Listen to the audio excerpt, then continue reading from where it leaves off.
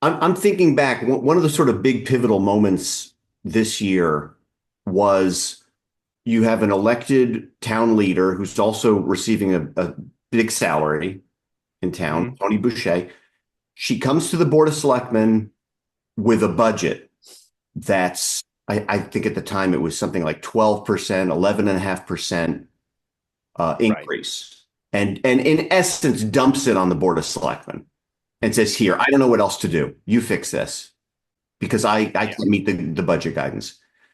How do you respond to that? Without, I understand this idea about not wanting to point fingers, but how would you have responded to that? It's sort of a theoretical question in terms of how you develop a budget in a lot of ways.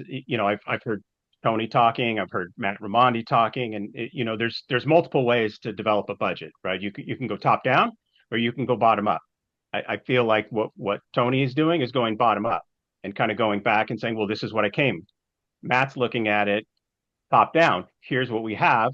Here's how we can allocate it. Let's push it down. And so that's where we seem to have this disconnect. So I think we need to have some sort of discussion and resolution to what the budget is, the purpose of the budget, and how we go about agreeing on those numbers. Because there may be things, Tony talks about the payroll and different costs that are just expensive, and we all experiences those, right? We would go to the grocery, we see those. She's not wrong in that, but what we need to do is understand what those are and what that looks like in total. So if Matt says it needs to be 3%, we need to sit down and say, here's why it's 3%, because this is our projected revenue, and here's how it trickles down.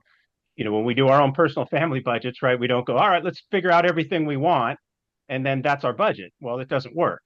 So you have to somehow be able to agree on what that total number is to be able to allocate it down. So to directly answer your question, Jared, I think we'd have to sit down and try to explain, look, this is a top-down approach. We can't go bottom up. We have our the nice thing about a town is it's fairly easy to predict revenue, right? Because we have a good idea of what our tax base is, and we can project what our revenue is going to look like. So we know that number. So we know the number that we have to come in to balance our budget. We know education, the majority of people in Wilton, education there. I don't know if you saw on Facebook the other day, somebody said, hey, what's the great thing about Wilton? By far and away, education. And it's no secret. It's why I moved here 10 years ago. It's no secret at all. So we know budget for education is what it, nobody wants to cut it. Nobody wants to. So there are ways to look at it and say this is what we have to do, and if at the end of the day that's 5%, then we need to sit down and say, okay, we think it should be 5% residents. Here's what it looks like, here's how it would affect the mill rate, and here's the things that would be done, whether it's fixing the town hall or whatever it is. Here's what we think, and that's what we take to the voters, and if they don't agree, then they don't agree. That's not what they want. I think what Jarrett was getting at was also the roles of the members of the Board of Selectmen and the first selectman.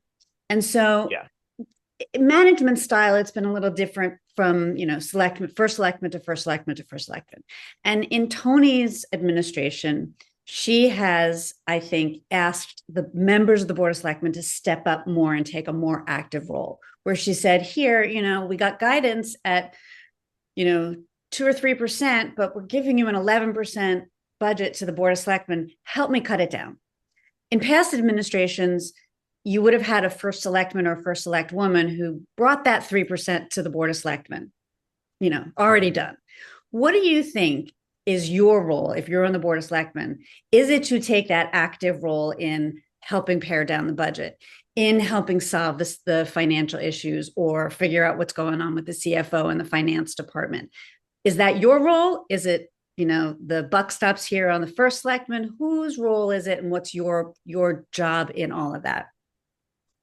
Yeah, and I think the answer is there's kind of two sides to it. One is who should, and kind of who does. So what should we be doing, and what are we doing? And I think that the first way I would answer it is I don't think the Board of Selectmen's role is to be as involved in the finance and their performance and those roles in the finance department. I think that's the first selectman, first select woman. Um, if it's the budget, budgeting the line items, that's the responsibility of, in this case, Tony and her group. I think the Board of Selectmen's role is to ensure that it's being done properly, that everybody's been taken into account, the numbers work, that it's balanced, and it's something that we're comfortable taking to the voters to vote on.